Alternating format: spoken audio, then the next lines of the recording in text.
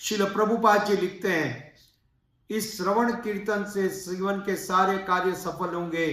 कोई किसी भी व्यवसाय या पेशे में क्यों न हो, भले ही वह फलों के प्रति आसक्त हो, दार्शनिक या योग की सिद्धियां चाहता हो, अकाम सर्व कामो वा, कोई भी किसी भी कामना के अंदर में लिप्त हो, भौतिक इच्छाएं हो, कोई भय की बात नहीं है। ठीक है, आप इन कार्यों को पूरा करते जाएं निष्ठा के साथ। इसका परिणाम यह होगा, यदि इस एक पद्धति के लिए समान रूप से सबके ऊपर प्रभावशाली है, this one process is applicable and will have the effect influence on each and every category, whether they are fruitive workers, whether they have the empirical philosophers, शुष्क दार्शनिक है या योगी है या वो भक्त है, सभी पर यह पद्धति समान रूप से कार्य करेगी। इसमें किसी प्रकार का संदेह नहीं है। यही श्रीमद् भागवतम की संस्तुति है। श्रील सुखदेव गोस्वामी के अनुसार इस प्रकार से श्रवण करने और उनके सारे कार्य आध्यात्मिक बन जाते हैं।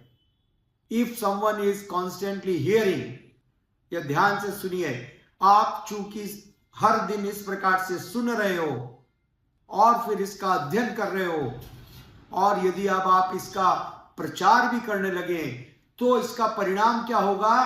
आपके सारे कार्य आध्यात्मिक बन जाएंगे। Your profession will become spiritual. You are a housewife.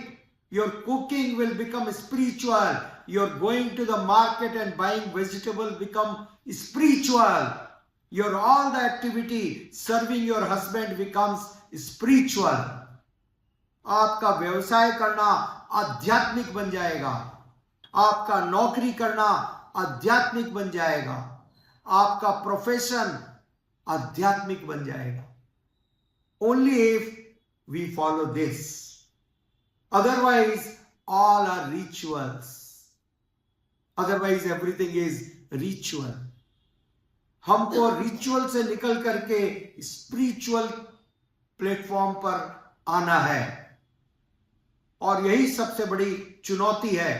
जीवन भर हम लोगों को धोखा देते आए हैं और अब अपने आप को भी धोखा दे रहे हैं।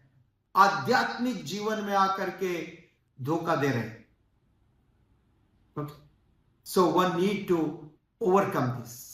और ये इतना सरल है। भगवान के दिव्य गुणगान में अपने आप को संलग्न कर दीजिए। This should become our purpose. Gita summer camp is such an opportunity to please Prabhupada. और यदि यह आपको प्रेरित नहीं कर रही है, तो फिर आपके जीवन में बहुत बड़ी गलती है।